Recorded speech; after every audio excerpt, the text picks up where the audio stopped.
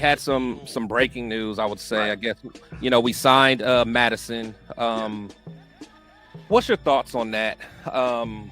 Like for me, it doesn't really move the needle too much either way. And I'm on record, a guy that really, like Josh Jacobs, was willing to pay even a premium just for his leadership and just what he brought to the locker room.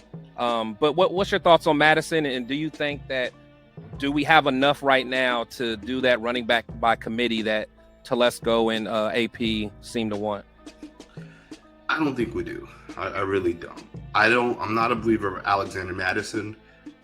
First thing you got to understand with Madison is, for the longest time, he was Dalvin Cook's backup.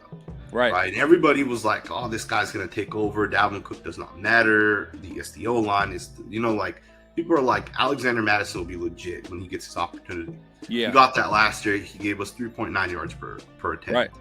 Right. He did not look good last year. He even ended up getting benched at one point. Right. And I'm not saying that because I think Alex Madison sucks, but I just don't think he's like a true number one running back. If you're comparing Alexander Madison, is he going to be Nick Chubb? Is he going to give us that? No, he's not. Yeah. He's an average running back. Him and Zamir White, I think, are both just like they're RB2s.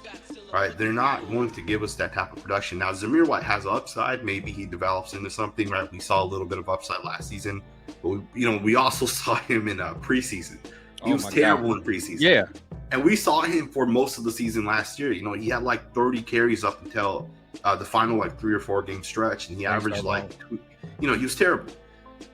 I think chances are Zamir White's not going to be that good, right? I think chances are it's more likely that we're going to see Zamir White struggle if he's our RB1 than him just break out and become a top 5 running back.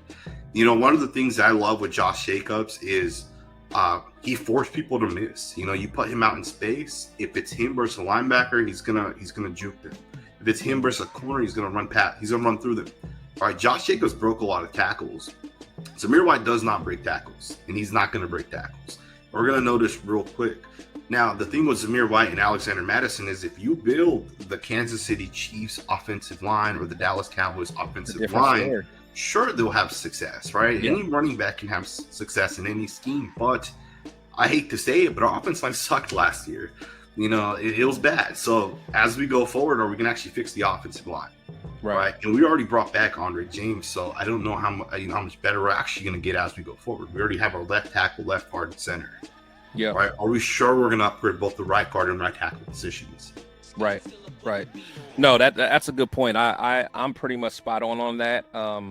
Because I think a lot of people, when they think running back by committee, they're thinking that we can just have a whole bunch of RB2s and RB3s and just make it work. You still need a number one guy, right, that can really be that threat that you can go to. I hope Zeus can become that, but I'm not sold, man. I'm like you. Like, I remember the preseason. I remember early on in the season, he did step it up towards the end, especially in that Chiefs game, but there was just a lot. I don't know, man. It's just the sample size is very small, and it's 50-50 right now.